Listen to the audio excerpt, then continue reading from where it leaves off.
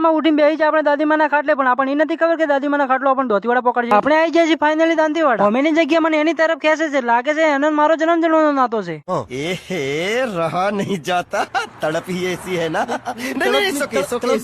પછી ત્યાં જઈને તરત ચાપોટી લીધી 20 ની પકોડી. તમે આ બધું જોઈને એવું વિચારતા છો કાકો 20 વાળી મારી હું રહેશે, પણ ના, કાકા આવી જશે ચક્કર. મારા કાકે લઈ લીધું બાટલામાં પેટ્રોલ, ચમ કે એને ખબર છે કે પેટ્રોલ પંપ વાળા વધારે પેટ્રોલ નોખે પ્રુસી. તો ફાઇનલી આપણે આવી જશે આપણા ઘરે.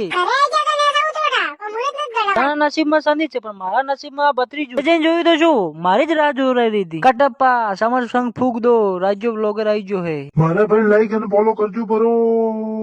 कोई तरीका है भीख मांगने થઈ ગયો છે ખૂબ જ ફેમસ. તો મળવું હોય તો આવી જો ઠેસરે. પછી તમે કહો છો કે તમે મજૂર ને કોમેન્ટ નથી લાવતા. અરે ઠેસરી ગાડે એની જગ્યાએ તો અરે વધારે ખાઈ ગયો છે, તો લઈને શું કરવાનું? कौन है ये लोग, कहाँ से आते हैं?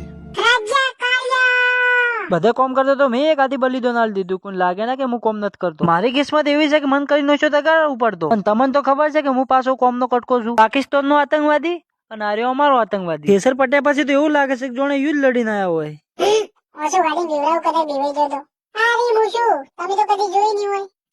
ये सब क्या देखना पड़ रहा है. अच्छा है मैं अंधा हूँ. બેજો તમારો ભાઈ આરામ ખુરશી ઉપર. પણ કિસ્મત ની તો ખબર છે ને તમને મારી કિસ્મત મારી સાથે રમી જ જી. આવે છે રોબ એટલે આપણે જવાનું છે લેટરો પાછી કરવા. હાથમાં આવી લેટર ને કરવા મોડે આગા પાછી. લાઈક ફોલો કરી દેજો. મળી